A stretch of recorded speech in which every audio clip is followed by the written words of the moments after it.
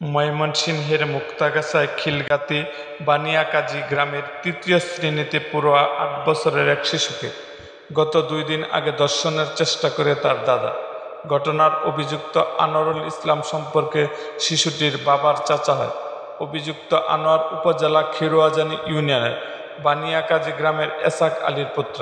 সম্পর্কে শিশুটির দাদা হওয়ার সুবাদে তিনি প্রায়ই ওই বাড়িতে যাতায়াত করতেন। ভুক্তভোগী শিশুটির বাবা পেশায় ভ্যান চালক। বুড়ো বাবা, মা ও মাতৃহীন মেয়েকে নিয়ে তিনি বসবাস করেন।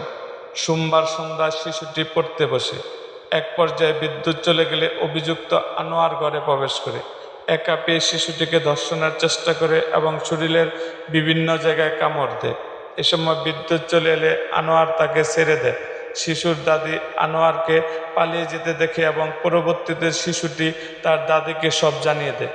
গরিব পরিবার এ সুযোগ নিয়ে বিষয়টি ধামাচাপা দিতে আনোয়ার আর তার পরিবারের লোকজন চাপ দিতে থাকে এবং তাদের অবরুদ্ধ করে রাখে যেন তারা বিষয়টি কাউকে জানাতে না পারে।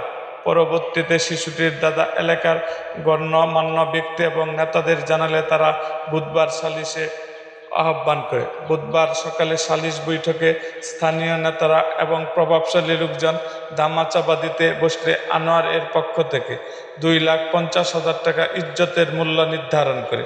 এতে শিশুর চাচা প্রতিবাদ জানায় এবং চিল্লাচিল্লি করলে লোকজন তাকে ভয় ভীতি দেখায় এবং এক পর্যায়ে বাক বিতণ্ডায় সালিশ বৈঠকটি ভেস্তে যায়।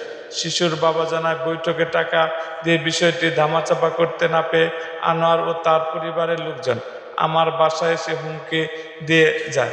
এই আনোয়ার এর ভাই ডিআইজি অফিসে চাকরি করে সেই প্রভাব দেখে এর আগে একই কুকর্ম করে বহাল তবিয়তে আছে। এরকম আরও ভিডিও পেতে এবং রাজনৈতিক অঙ্গনের নানা ঘটনা ও ইতিহাস জানতে আমাদের মুক্তাগাছার ইতিহাস মিডিয়া ইউটিউব চ্যানেলটিকে সাবস্ক্রাইব করুন এবং পাশে থাকা বেল আইকনটি বাজিয়ে দিন।